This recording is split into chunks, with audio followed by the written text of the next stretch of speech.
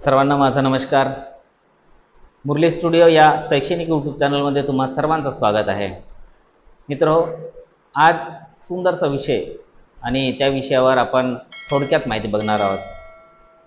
जे नवीन आहेत त्यांना विनंती आहे, हा शैक्षणिक यूट्यूब चॅनल आहे, तुम्ही नक्कीच सबस्क्राईब करा, बेल बटन दाबा, यानंतरचा सुंदर व्हिडिओ तुमच्यापर्यंत सर्वप्रथम पोहोचणार। शेअर करायला मात्र विसरू नका। चला तर बघूया आजचा विषय। आज एक धुवांधार नेतृत्व लोकमान्य टिळक, ज्यांना आपण बाळ गंगाधर टिळक सुद्धा म्हणतो, यांच्याबद्दलची माहिती बघणार आहोत। तर सुरुवात करूया आपल्या विषयाला। बाळ गंगाधर टिळक, ज्यांचं जन्म नाव आहे केशव गंगाधर टिळक।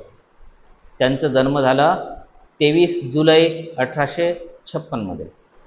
हे एक भारतीय स्वातंत्र्य सेनानी, शिक्षक, संपादक आणि लेखक होते। ते लाल बाल पाल या त्रिकुटापैकी एक होते। लोकमान्य टिळक हे भारतीय स्वातंत्र्य चळवळीचे पहिले नेते होते। ब्रिटिश अधिकाऱ्यांनी त्यांना भारतीय असंतोषाचे जनक म्हणले।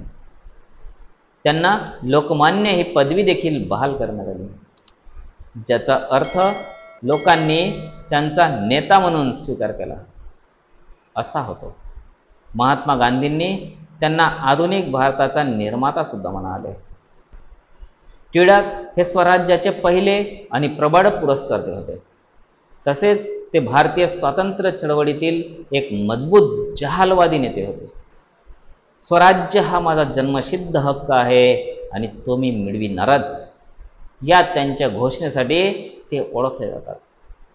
टिळकांचे बिपिनचंद्र पाल, लाला लाजपत राय, अरविंद घोष, व्ही चिदंबरम पिल्लई आणि मोहम्मद अली जिना यांच्यासह अनेक भारतीय राष्ट्रीय काँग्रेस नेत्यांशी घनिष्ठ संबंध होते।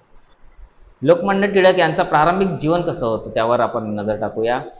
लोकमान्य टिळक हे आपल्या पत्नी सत्यभामाबाई उर्फ तापीबाई तसेच मुली व नातवंडे यांच्याबरोबर राहत होते।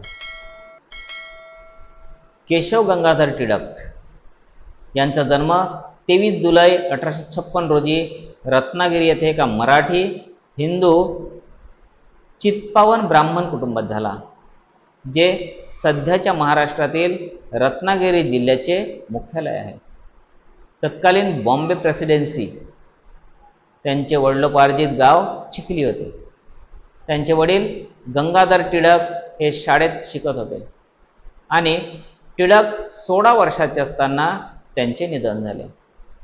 1871 मध्ये वडिलांच्या मृत्यूच्या काही महिन्याआधी 16 वर्षाचे असताना टिळकांचा तापीबाई यांच्याशी विवाह झाला। लग्नानंतर त्यांचे नाव बदलून सत्यभामाबाई ठेवण्यात आले। 1877 मध्ये त्यांनी पुण्याच्या डेक्कन कॉलेजमधून गणित विषयात प्रथम श्रेणीत कला शाखेची पदवी घेतली। LLB कोर्समध्ये शिक्षण घेण्यासाठी त्यांनी MA चा अभ्यासक्रम अर्धवट सोडला आणि 1879 मध्ये त्यांनी सरकारी लॉ कॉलेजमधून LLB पदवी प्राप्त केली। पदवी घेतल्यानंतर टिळकांनी पुण्यातील एका खाजगी शाळेत गणित शिकवायला सुरुवात केली।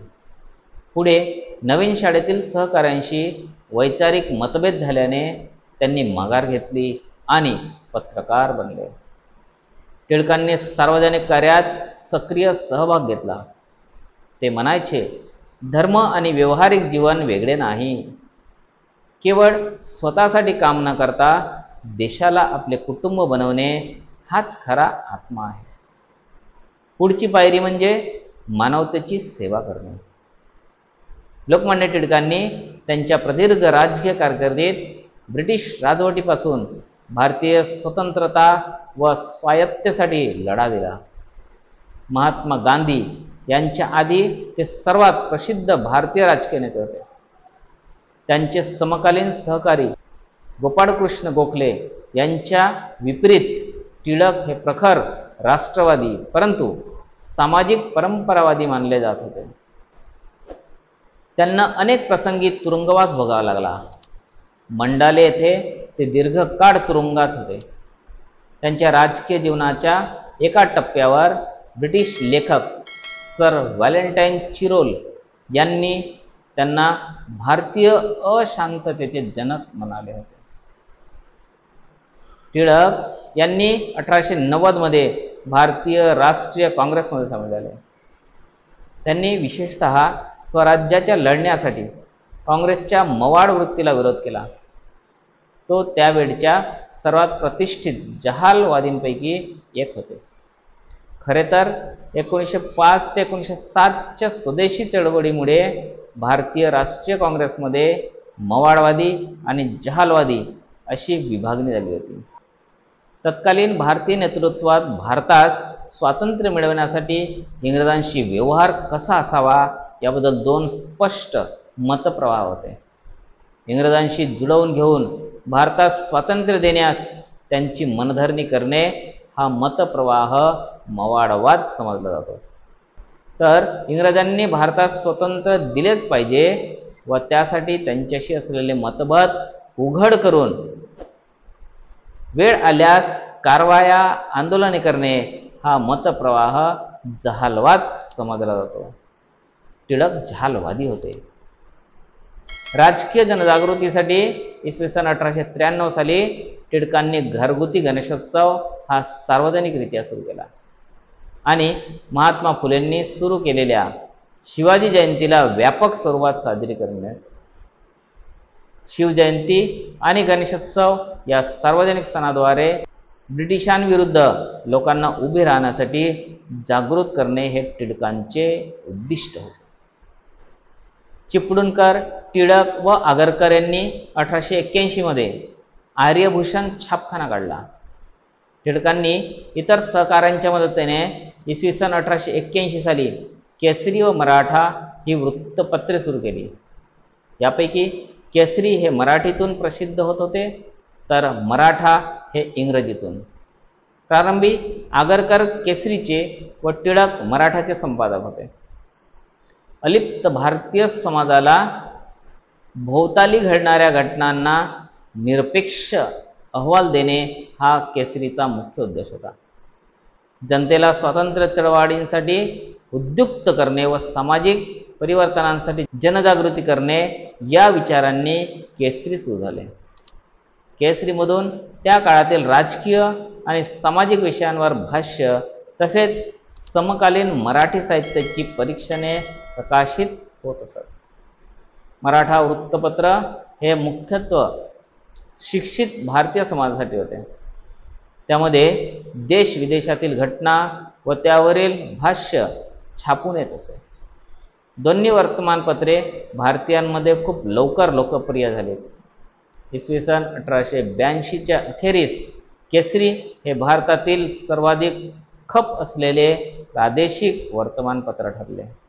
सुरुवातीला आगरकरांकडे केसरीचे संपादक तर टिळकांकडे मराठा होते. या इंग्रजी नियतकालिकाची संपादकीय जबाबदारी होती. तरीही टिळकांचे अग्रलेख या काळातही केसरीत प्रसिद्ध होत होते. मित्रहो, अशी सुंदरशी माहिती लोकमान्य टिळक यांच्याबद्दलची तुमच्यापर्यंत पोहोचवण्याचा प्रयत्न केलेला आहे. नक्कीच तुम्हाला शाळेत असो किंवा वैयक्तिक जीवनात असो कधी ना कधी नक्कीच फायदा होणार आहे. तर अवश्य याचा फायदा घ्या. तुमच्या मित्रांना शेअर करा जेणेकरून या माहितीचा उपयोग त्यांना सुद्धा होईल. नवीन असाल तर हा शैक्षणिक यूट्यूब चॅनल आता सबस्क्राईब करा आणि शेअर करायला मात्र विसरू नका.